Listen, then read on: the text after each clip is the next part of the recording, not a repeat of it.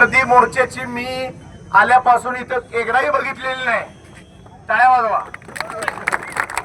आणि तुमच्या वेदना ज्या त्यांना सांगणं आवश्यक होतं, गर्भपाताची औषध असतील, टर्मिन इंजेक्शन असेल, तेलमा औषधाबद्दल म्हणजे बनावट औषधाबद्दल असेल, चुकीचा खोटा लबाड डिस्काउंट जे ऑनलाईन फार्मसीवाले देतात ते असेल, स्टोरेज कंडिशन असेल, या सगळ्या गोष्टींचा सुतोवाच त्यांच्या पुढे केल्यानंतर साहेब सुद्धा स्वतः अवाक झाले होते. आणि साहेबांचं असं म्हणणं आहे की मी तात्काळ पुढच्या आठवड्यामध्ये मी या जिल्ह्याचा प्रमुख आहे, किमान या जिल्ह्यामध्ये या भानगडी बंद करण्याच्या दृष्टीनं साहेबांनी इमिडिएट एक मीटिंग आयोजित करणार आहेत आणि आपल्याला 100% न्याय देणार आहेत. मी जिल्हाधिकारी साहेबांचा आभार व्यक्त करतो. आणि त्याचबरोबर शासनाकडे हे जे चुकीचं चालू आहे ते एक IAS ऑफिसर आणि जिल्हाधिकारी म्हणून साहेब स्वतः 100% शासनाकडे ही आपली केमिस्टची बाजू मांडून आपल्याला न्याय देण्याच्या दृष्टीने प्रयत्न करणार आहेत. ही चर्चा तिथं आपली करण्यात आली. मी तुम्हाला विनंती करणार आहे, खासदार साहेब राज शेट्टी साहेब येत आहेत, आले का?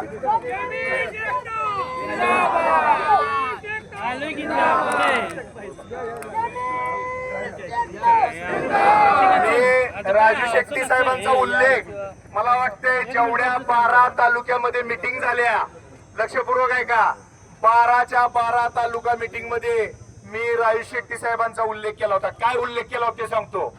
जातीपातीकडे न बघता ह्या माणसानं केलेलं काम जर डोळ्यासमोर ठेवलं तर तुम्हाला आम्हाला विचार करायला ते भाग पडतात. 1500 रुपयाचं उसाचं कांड विजय पाटीलनं स्वतःच्या शेतातनं कारखान्याला घातलं होतं काही वर्षापूर्वी, आणि तेच उसाचं कांड 3500 एवढ्या मोठ्या रकमेला घातलं. म्हणजे माझ्या घरातलं माझ्या जेवणातलं मीठ नव्हे तर सगळं जेवण देण्यामध्ये ज्या एका माणसाची हजारो शेतकऱ्यांसाठीची जी भूमिका आहे, लाखो शेतकऱ्यांसाठीची भूमिका आहे, संघर्ष केल्यानंतर यश येऊ शकतं. आणि ते यश मिळवणारा नेता आज केमिस्ट असोसिएशनच्या या जिल्ह्याच्या मोर्चाला आलेला आहे. मी त्यांचं या ठिकाणी महाराष्ट्राचे केमिस्ट असोसिएशनच्या वतीनं सगळ्यांना विनंती करतो, एकदा जोरदार टाळ्यामध्ये स्वागत करा. मी साहेबांना विनंती करतोय त्यांनी या ठिकाणी 2 मिनिटं आम्हाला संबोधित करावं. महाराष्ट्र केमिस्ट असोसिएशनच्या वतीनं आज जिल्हाधिकारी कार्यालयावर सरकारनं ऑनलाईन औषध विक्रीसाठी जी परवानगी दिलेली आहे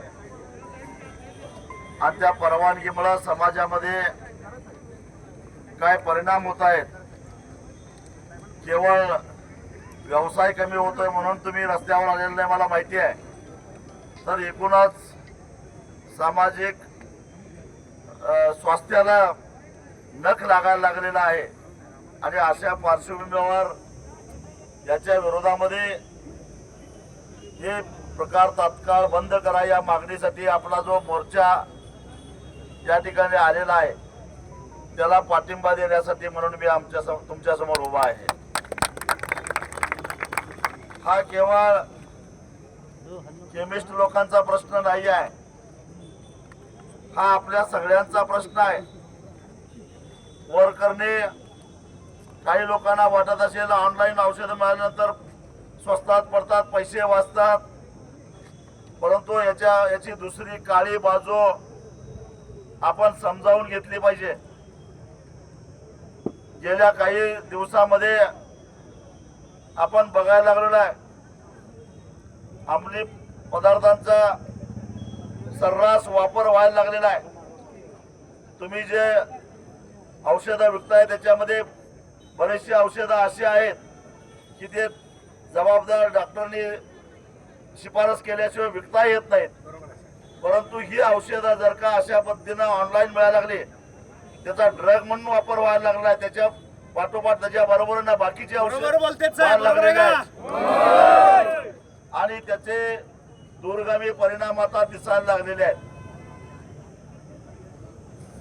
खर तर मी 2च दिवसापूर्वी महाराष्ट्राच्या मुख्यमंत्र्यांना बोललो होतो की तुम्हाला महाराष्ट्राचा उडता पंजाब करायचा आहे का. खर तर असाच उल्लेख भारतीय जनता पक्षाचे ज्येष्ठ आमदार सुधीर मुनगंटीवार यांनी सुद्धा अर्थसंकल्पीय अधिवेशनामध्ये विधानसभेमध्ये केलेला होता.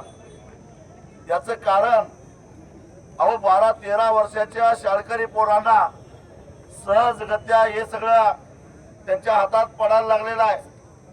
त्याचे परिणाम काय आहेत, दुष्परिणाम काय आहेत हे समजण्याच्या वय नसलेल्या या निरागस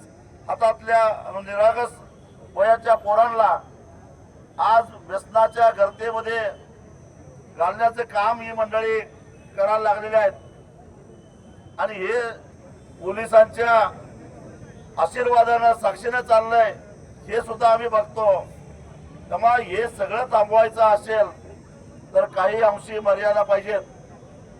गांजाच्या उत्पादनाला बंदी का घातली गो, अफूच्या उत्पादनाला बंदी का घातली ते तर शेतकऱ्याच्या शेतातच पिकतंय. परंतु कुणाचं तरी पोट भरण्यासाठी समाज उद्ध्वस्त होता कामा नये हे संविधानाला अभिप्रेत असतं हे लक्षात ठेवा. आणि त्यासाठी कायदे केले जातात.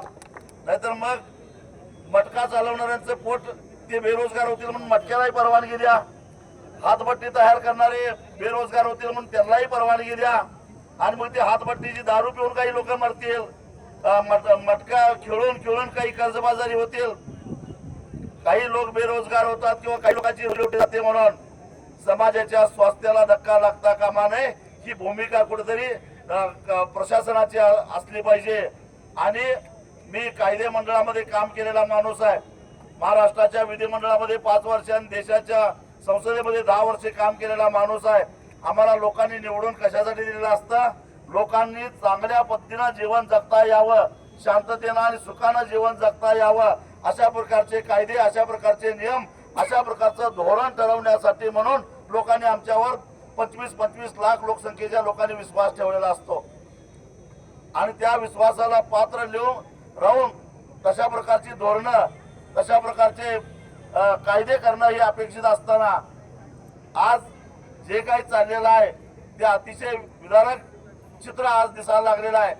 या पार्श्वभूमीवर तुम्ही सगळ्या मंडळींनी या समाजाची होणारी ससे ओलपाट, या समाजामध्ये ही निर्माण होणारी विकृती आहे, ही विकृती थांबवण्यासाठी म्हणून तुम्ही रस्त्यावर आलेला आहात. आणि ते अत्यंत स्तुत्य आहे. आणि म्हणून आम्ही तुमच्या बरोबर आहोत हे सांगण्यासाठी म्हणून आज आवर्जून मी इथं आलेलो आहोत. अहो या सांगलीतल्या 2 महिन्यापूर्वीची घटना तुम्हाला सांगतो. काही एक शेतकरी धामणीतला एक शेताकडनं संध्याकाळी 6